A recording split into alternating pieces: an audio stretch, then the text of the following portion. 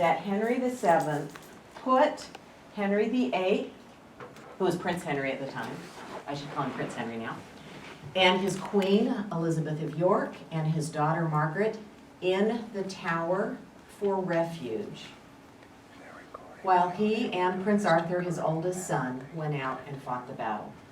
So Henry VIII, as a young boy, took refuge in the Tower while people were challenging his father's right to the throne. So when Henry VIII claims later in his life that it's so important to have a clear path to a dynasty because otherwise you have challengers to the throne, he lived that. It was true for him as well as a myth. And I think we forget that sometimes. But the Tudors prevailed, and now we have a dynasty. Well, we have the very beginning of a dynasty, okay? So we have Henry VII, and this is Arthur, Prince of Wales. So Henry VII, as king, gets right to work and does exactly what he is supposed to do, which is have a son. I mean, that is your first job as the king, to have a son. And he does. He has Arthur. He also has a daughter, Margaret, and then he has another son, Henry, and then he has a daughter, Mary. He has other children who unfortunately die young, but he has 4 children who survived to what was considered in those days adulthood, or in Arthur's case, near adulthood, who really survived through their childhood. And that was the great hallmark of a successful king. He has now, with the presence of Prince Arthur, ensured the dynasty, because you have an heir, and he's been born early, and Henry VII is still young, so he's going to live for a while, and the heir is going to be able to grow up, and everything looks really good.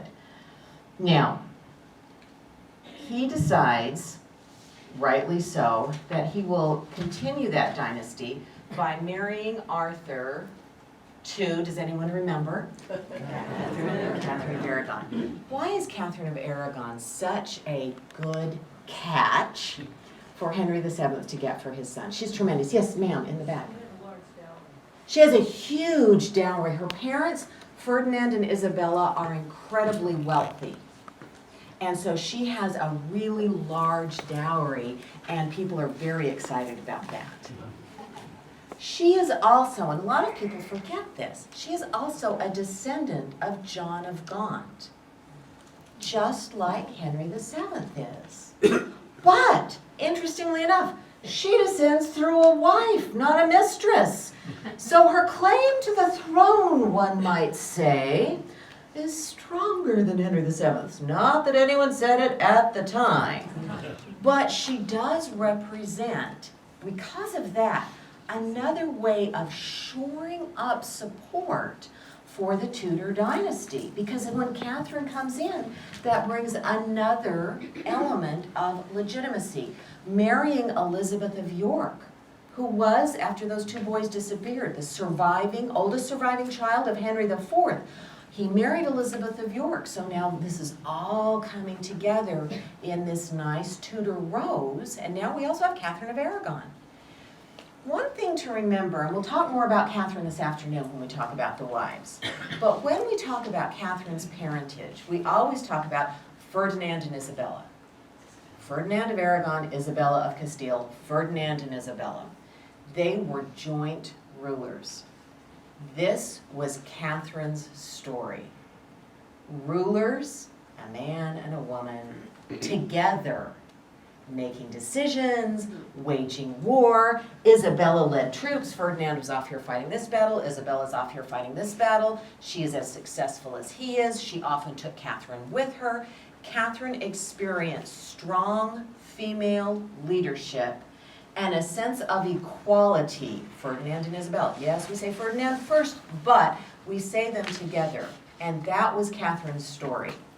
This matters later, because Catherine really believes that a woman can be Isabella. And that wasn't part of Henry's story.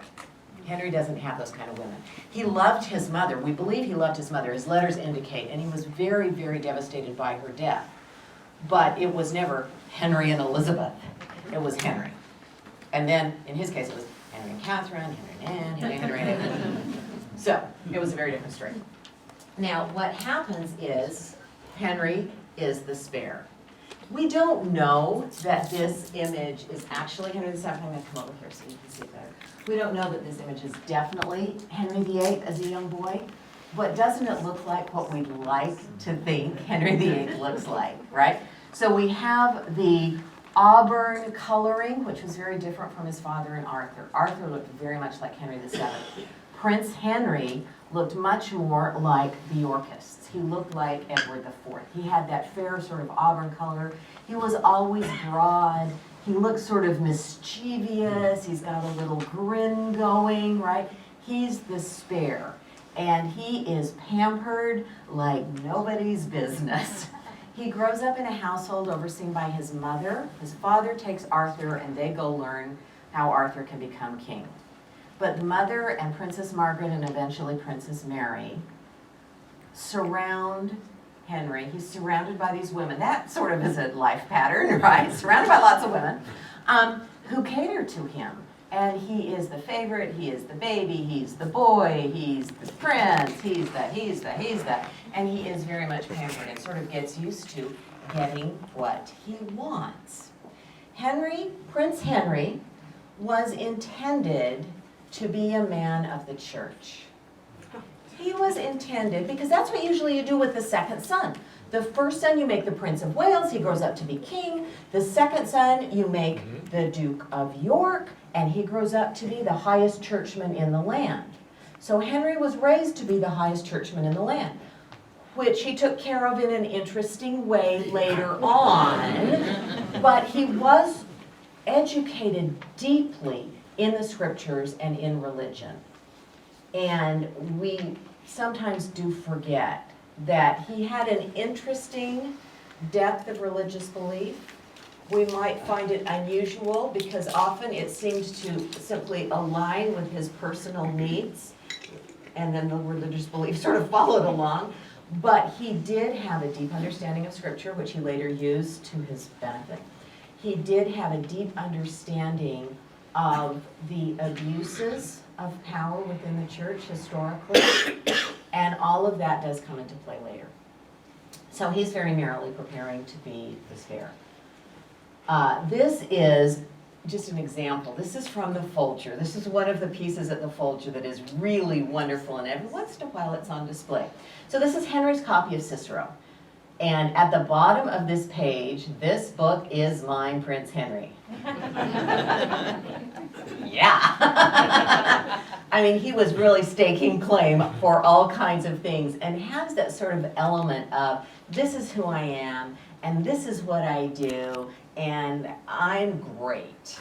But it also shows his depth of learning and knowledge. He was a very learned young man. And later we'll see that he really impressed people like Erasmus, who came to visit him as a young man. Erasmus was very impressed with the depth of Henry's understanding. His understanding of Latin, his understanding of other languages, his understanding of Cicero, his understanding of scripture. Not always his understanding of himself, but you know, that's harder. Okay, so something goes wrong.